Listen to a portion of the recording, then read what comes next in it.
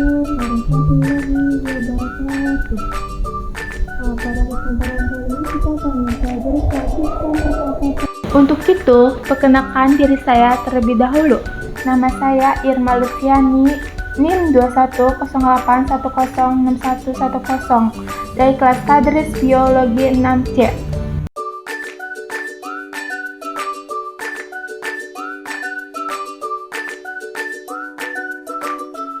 Manusia, hewan, maupun tumbuhan, sebagai makhluk hidup, kita perlu oksigen untuk hidup. Waktu bernapas, kita mempunyai organ-organ yang bekerja sama dan membentuk sistem organ yang bekerja dan mengatur oksigen yang ada di lingkungan hidup sampai di setiap sel yang kita butuhkan. Oksigen ini tidak tersedia di dalam tubuh makhluk hidup. Kita mendapatkan oksigen dari lingkungan sekitar kita. Bernafas artinya kegiatan menghirup atau memasukkan oksigen dari lingkungan hidup dan mengeluarkan karbon dioksida dan uap air melalui alat pernafasan kita. Kali ini kita akan mempelajari lebih lanjut tentang organ-organ sistem pernapasan manusia.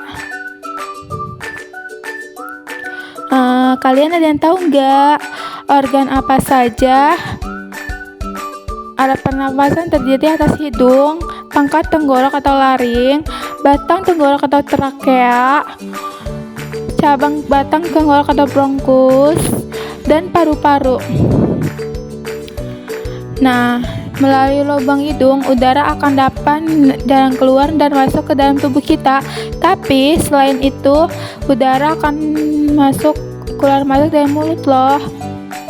Namun, jika kita bernapas dengan hidung, akan lebih baik.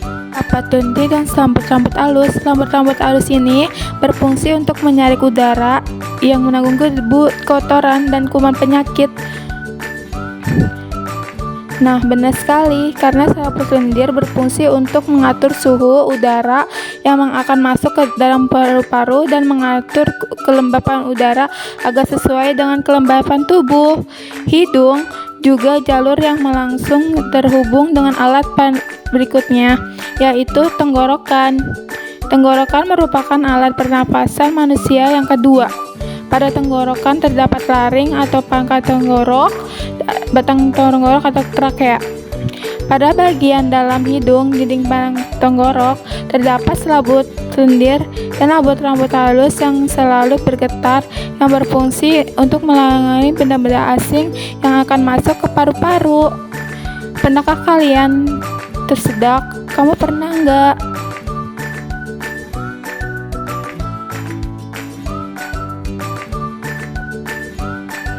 Nah, itu kenapa ya? Tersedak merupakan gerakan refleks untuk mengeluarkan kembali benda atau makanan yang masuk ke saluran pernafasan. Gerak refleks adalah gerak cepat yang otomatis yang menanggapi rangsangan dari luar organ. Kemudian, pangkal laring dan trakea menghubungkan dengan batang tenggorok atau disebut dengan karet trakea. Pada ujung trakea terdapat bronkus, yaitu percabangan yang menghubungkan trakea dengan paru-paru kiri dan kanan. Paru-paru terletak di dalam rongga dada. Jika kita menghirup udara, maka udara akan masuk ke paru-paru. Lalu kemana lagi ya? Melalui bronkus, menunggu cabang dari bronkus yang disebut dengan bronchioles dan berujung pada gelembung paru-paru yang disebut dengan alveolus. Pada alveolus ini yang terdapat pembuluh darah di mana terjadi pertukaran oksigen dengan karbon dioksida.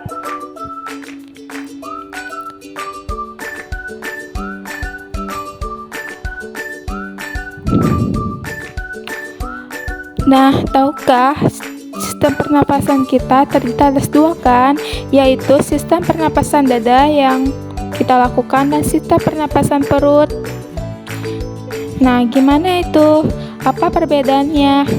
Pernapasan dada terjadi karena gerakan tulang rusuk oleh otot antarusuk. Pengambilan udara terjadi saat otot antarusuk berkontraksi atau mengerut, sehingga tulang rusuk akan terak ke atas menyebabkan rongga dada dan paru-paru membesar. Nah, kayak gitu berarti pengeluaran udara terjadi saat otot antarusuk bereaksi atau mengendur. Saat itu, tulang rusuk posisi semula menyebabkan rongga dada dan paru-paru mengecilkan. Lalu menurut kamu bagaimana, teman-teman, alat pernapasan kita? Jelasin dong gimana. Pernapasan perut terjadi karena adanya gerakan otot diafragma, yaitu sekat yang membatasi antara rongga dada dan rongga perut. Pengambilan udara yang terjadi saat otot diafragma berkontraksi, posisi diafragma mendatar menyebabkan rongga dada dan paru-paru membesar. Berarti pengeluaran udara terjadi karena otot diafragma bereaksi, posisi diafragma melengkung ke atas, lalu menyebabkan rongga dada dan paru-paru mengecil. Lalu gimana kalau kita sesak napas sampai asap? Itu akan kita bahas lebih lagi dalam video selanjutnya ya. Sampai jumpa di pertemuan selanjutnya.